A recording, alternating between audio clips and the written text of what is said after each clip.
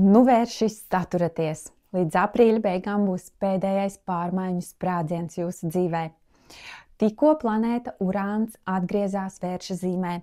Viņa jau gāja pa vēršiem kopš 2018. gada vidus, tad šī gada jūlijā iegāja Dvīņos uz dažiem mēnešiem, un tagad atgriežas Vērsī. Ko tas nozīmē? Būtībā viss, ko mēs uzskatījām par superstabilu un drošu, tagad tiks pakratīts. Īpaši, ja tu esi Vērsis, kā arī Lauva, Skorpions, Ūdensvīrs, un ja tev nepatīk pārmaiņas. Jo Urānu sauc par lielo modinātāju. Viņš ievieš pārmaiņas tur, kur mēs labprātīgi baigi neko nemainam. Viņš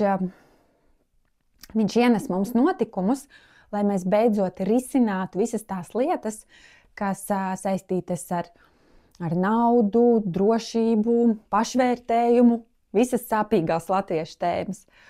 Un, ja tavā dzīvē pēkšņi kaut kas neparedzēts notiek, un tu tāds saki, dodiet atpakaļ manu stabilitāti, jep, tas ir Urāns. Lai vieglāk panestu notikumus, kas atnes nestabilitāti, es iesaku klausīties meditācijas, lai turētu sevi centrētu, lai neizkaisītos bailēs un nemierā. Piemēram, manā dflow.vip ir dziedinoša meditācija un baiļu neutralizējošā meditācija. Un man pašai tas patiesībā ir baigi palīdzējis pēdējos gadus, jo es arī esmu Vērsis un uz savas ādas izbaudīju visus Urāna pārsteigumus. Ja gribi uzzināt, kā man gāja kopš 18. gada, lietas laiku pastāstīšu citā video. Bet kāpēc vispār Urāns visu tā sabrucina? Īstenībā viņš to dara, lai atbrīvotu vietu foršām jaunām lietām. Viņš mūs izsit no rutīnas, kas vairs nedara, un parasti pēc tam seko liels tāds izrāviens dzīvē. It īpaši smagi tas skan Vēršus, jo mēs Vērši esam pacietīgi cietēji. Ja? Visu izturam par to, ko nevajag vairs izturēt. Un tad atnāk Urāns un to atņem.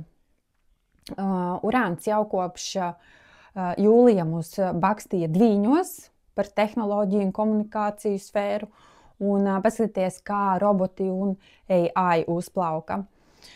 Un tagad, atgriežoties Vērsī, mēs atkal skatāmies uz tām pašām tēmām, kas bija aktuāls pēdējos 7 gadus, ja, kopš 18. vidus. Var atcerēties, kas toreiz sākās. Varbūt jūs mainījāt darbu, vai notika kaut kas, kas piespieda visu sākt no jauna. Kaut kādi liktenīgi pagriezieni varēja būt 18. 19.